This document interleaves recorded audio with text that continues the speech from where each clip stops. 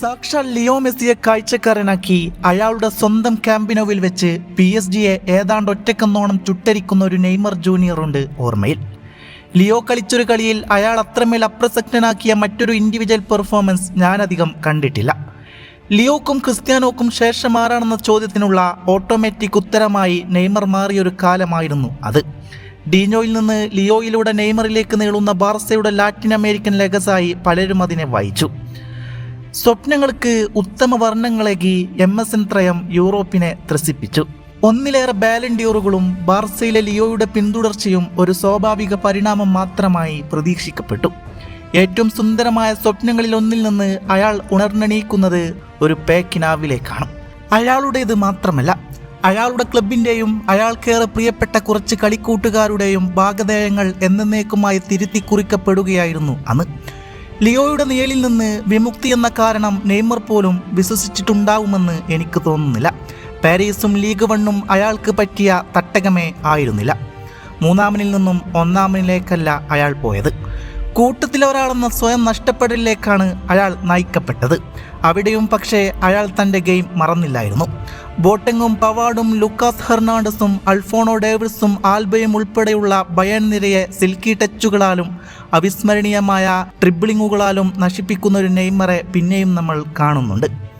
Show ബോട്ടിങ്ങിൽ അയാൾക്ക് മുൻഗാമിയായിരുന്നത് അയാളുടെ പ്രിയപ്പെട്ട ലിയോ ആയിരുന്നില്ല, മറിച്ച് ലിയോക്കേറെ പ്രിയപ്പെട്ട ഡീഞ്ഞോയായിരുന്നു. റബോണ, നട്ട്മഗുകൾ, റെയിൻബോ ഫ്ലിക്കുകൾ, ഇലാസ്റ്റിക്കോസ്, ഷോൾഡർ ഫെയിൻ, നെയ്മറിൻ്റെ ആവണനായിലെ ഷോ ബോട്ടിംഗ് ടൂളുകളുടെ നിര എണ്ണമറ്റതായിരുന്നു. ഡീഞ്ഞോക്ക് ശേഷമുള്ള ഫുട്ബോളിലെ ഏറ്റവും വലിയ എൻ്റർടൈനറും ഈ ബ്രസീലിയൻ താരം തന്നെയാവണം.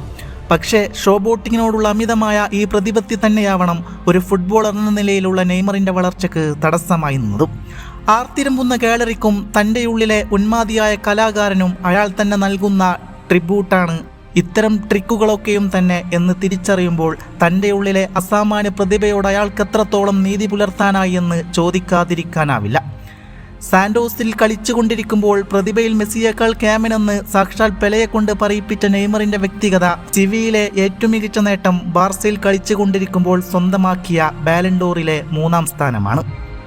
മെസ്സിയുടെയും റൊണാൾഡോയുടെയും കാലത്ത് ജനിച്ചുപോയി എന്ന ദുരോഗത്തിനുമപ്പുറം അവരിരുവരും ഈ കളിയോട് കാണിച്ച അതിരുകളില്ലാത്ത പ്രതിബദ്ധത കാരണം പല കാരണങ്ങൾ കൊണ്ടും നെയ്മറിൽ നിന്നുമുണ്ടായില്ല എന്നതാണ് വാസ്തവം. 31ാം വയസ്സിൽ തന്നെ ഇങ്ങനെ യൂറോപ്യൻ ലീഗിൻ്റെ ഹൈലൈറ്റ് സ്കെയിലിൽ നിന്നും മാഞ്ഞു പോകേണ്ട നക്ഷത്രമായിരുന്നില്ല നെയ്മർ. നിർഭാഗ്യങ്ങൾ പിന്തുടർന്ന ശാപദംശനമേറ്റ രാജകുമാരൻ്റെ കഥയല്ല അയാളുടേത്. അസാധാരണമായ പ്രതിഭാവിലാസത്തെ അങ്ങേയറ്റം ഉത്തരവാദിത്വരഹിതമായി ദൂർത്തടിച്ച ഒരു രാജകുമാരൻ്റെ കഥയാണത്.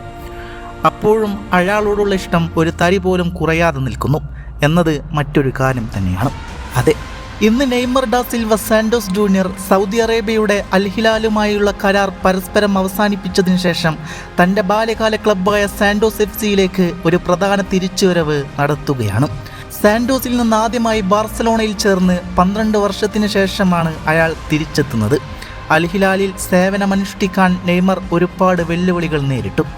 ഗുരുതരമായ ACL പരിക്കുൾപ്പെടെ 17 മാസത്തിനിടെ 7 മത്സരങ്ങൾ മാത്രമാണ് അയാൾക്കവിടം കളിക്കാനായുള്ളൂ. അങ്ങനെ മോശം പ്രകടനവും പരിക്കുകളും കാരണം അദ്ദേഹത്തിൻ്റെ കരിയർ അവസാനിപ്പിക്കാൻ പരസ്പര ധാരണയിലെത്തി അൽ ഹിലാൽ. അങ്ങനെയാണ് നെയ്മറെ സാന്റോസ് സൈൻ ചെയ്യുന്നത്.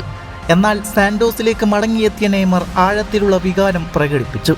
അടുത്ത കുറച്ച് വർഷങ്ങളിൽ എനിക്കുള്ള വെല്ലുവിളികൾക്ക് തയ്യാറെടുക്കാൻ ആവശ്യമായ സപ്പോർട്ട് സാന്റോസിന് മാത്രമേ എനിക്ക് നൽകാൻ കഴിയൂ എന്ന് അയാൾ പറയുന്നുണ്ട്. 2026 ലോകകപ്പ് ഉൾപ്പെടെയുള്ള ഭാവി ശ്രമങ്ങൾക്കായി തയ്യാറെടുക്കാനും ലക്ഷ്യമിട്ടാണ് അയാൾ സാന്റോസിലെത്തുന്നത്.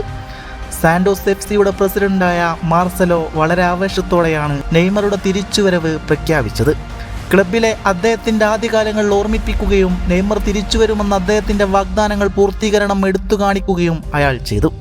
വീണ്ടും സാന്റോസ് ജേഴ്സി അണിയുമ്പോൾ ക്ലബും പിന്തുണക്കാരും നെയ്മറുടെ സംഭാവനകൾക്കായി ആകാംക്ഷയോടെ കാത്തിരിക്കുകയാണ്. ഈ തിരിച്ചുവരവ് നെയ്മറിൻ്റെ കരിയറിലെ മഹത്തായൊരു പൂർണ്ണ നിമിഷത്തെ സൂചിപ്പിക്കുന്നു എന്ന് മാത്രമല്ല, വീണ്ടും ഒരു ഉയർത്തെഴുന്നേൽപ്പിനും ബ്രസീലിയൻ ഫുട്ബോളിൽ ഗണ്യമായ സ്വാധീനം ചെലുത്താനുമുള്ള അവസരം കൂടിയാണ് അയാൾ ലക്ഷ്യം കാണുന്നത്.